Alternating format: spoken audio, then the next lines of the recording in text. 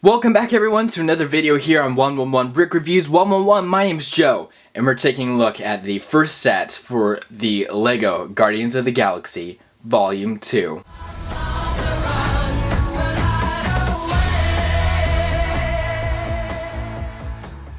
This is set number 76081, the Milano versus the Abilisk. 460 pieces. Comes with 4 minifigures. You get Nebula, Gamora, Drax, Star-Lord, and Baby Groot. And this set retails for about $50. And it is a great set. It is definitely scaled down from the first Milano, and we'll take a look at a comparison here pretty soon. But without further ado, let's get on to the minifigures. Alright, so the first minifigure I have to show is Star-Lord.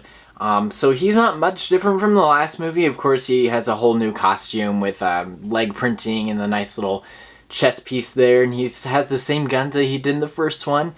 And I believe that's the same helmet. I would have to compare the two. But on the back, he has a little jetpack that most of the members have in this set. We'll take a look at later. And of course, we can take off his helmet. Cool piece. And then you put on his hair piece. So he does feature a face with a hair piece. So very cool. It's in that new sort of like wavy Superman hair, but of course in that color. Sort of like I guess it's kind of like a, you know, reddish blonde. I don't know. And then he does feature some back printing that's covered up by the jetpack. I think whenever I have him displayed, I'll take off that jetpack, as I'm sure most people will. And then he does have a double-sided head with more of a smirky, cocky face. So that is Star-Lord. Okay, and the next minifigure I have is Gamora. She has sort of like the same leg printing and the same torso style because they're part of the same team. So they're going to be pretty similar in that regard. She has some nice little back printing there. Her face detail is amazing. I love the design of her because they kind of have like the indents in her skin that, you know, it's a part of the costume. For the practical effects on her. And then the hair is amazing with the printing on it.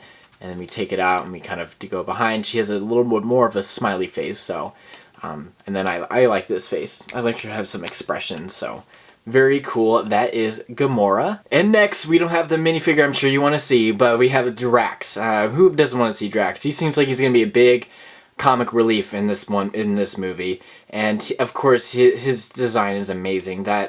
The printing on this is just fabulous. I mean, he has the head print, or the little skulls are actually like Lego heads, and it's very cool. It's a very, you know, unique minifigure in the printing regards, and he also has that little jetpack in the back of him too.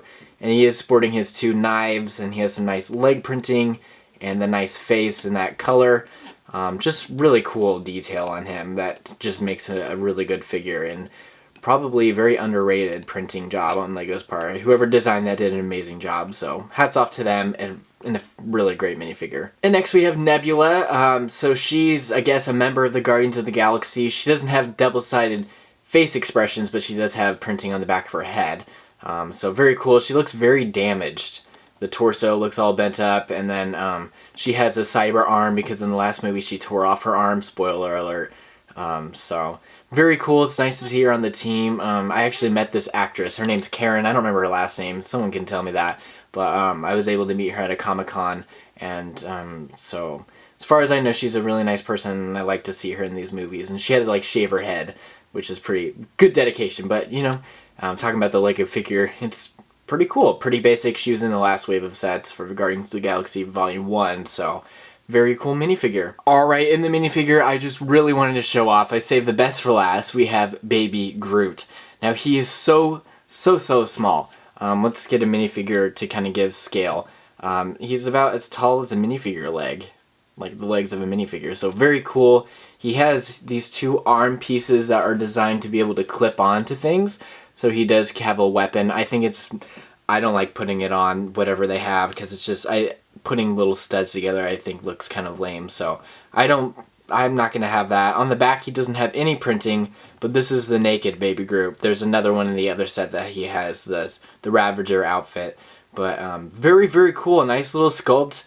Whenever we knew that they're going to make Guardians Volume 2 sets, you were like, how are they going to do Baby Groot? And this is how they did it, and I think they did a wonderful job. Definitely an easy piece to miss. I would think that maybe they come with 2. just in case of like an extra piece or something, but they didn't. So if you get this set, make sure you keep track of Baby Groot because he's so small and you might lose him. So that is it for the minifigures. Let's go ahead and get on with the set. Alright, so getting on to the set itself, we have this thing.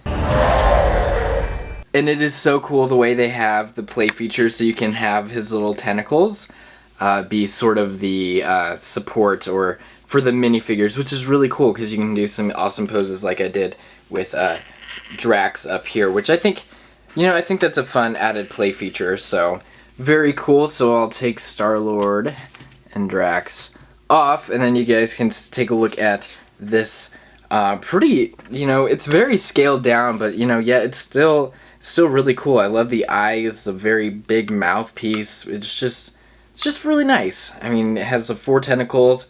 It has a little grinding gear function that if you pull this down, it moves. So, you know, you can have him open up all the way like that if you want to. But, you know, just very, very cool. And there's some stickers down there. The tops and bottom of his little mouthpiece is giant head, and I guess it's under his chin. It has the sticker pieces. So overall, a very, very nice build. So let's get on to the Milano. Alright, so here is the Milano itself. It is definitely a lot smaller than the last one, which before the end of the review we'll take a look at a comparison. But here's the front. We have some nice stickers and one that says Milano on it. Very, very cool. On both sides, it's a very symmetrical build. So on this side, you have the little 3 aerodynamic flaps, and then these also pivot up and down, which are very nice. And then we go on to the other side, and you have the exact same thing.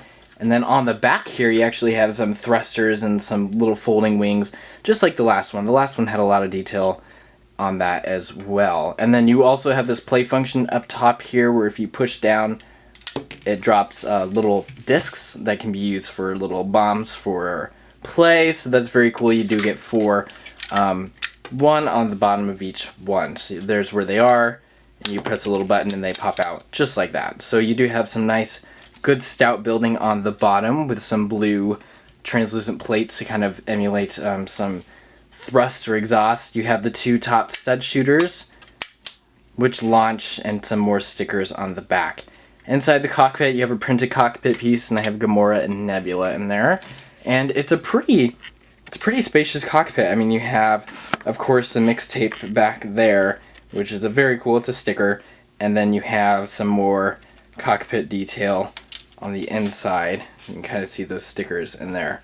So it's very, very, you know, it's a good build. I mean, it's scaled down. I mean, it's $20 cheaper than the last one. So this is what you're going to expect. You're going to expect to get a scaled down version. So yeah, let's go ahead and let's do a comparison really quick before we get on to the end of this review. And then just so you guys can see the comparison between the two, you can obviously see the big size difference. But you know, I think scaling it down, you can add just more of a sleeker detail look than this one was. Sorry, mine's really dusty. It's one of my last Marvel sets from that year that are still displayed, so it's very dusty. But, you know, you can just tell the difference, but, you know, it's still a good compromise. I mean, it's $20 cheaper. I think this one was like $70 and this one's $50, so that's what's going to happen, like I said. So there's just a little size comparison if you were interested in seeing how much different it is from the first Guardians of the Galaxy Volume 1 to Volume 2. Well, that is it, everyone, for this review. I hope you guys all enjoyed. If you did, please leave the video a like, as that'd be much appreciated. And also, comment down below, are you guys excited for this movie? And are you excited to pick up these sets? Now, if you guys want to follow me on my social media, that will be in the description below. I also have a Facebook, Twitter, and Instagram, so you can go follow me on that. Make sure to subscribe to keep up for more LEGO reviews, and especially for LEGO Guardians of the Galaxy Volume 2, which all of the other sets should be coming out very, very soon. So thank you guys for watching. I hope you guys all have a wonderful day, and we'll see you in the next one. Bye, guys.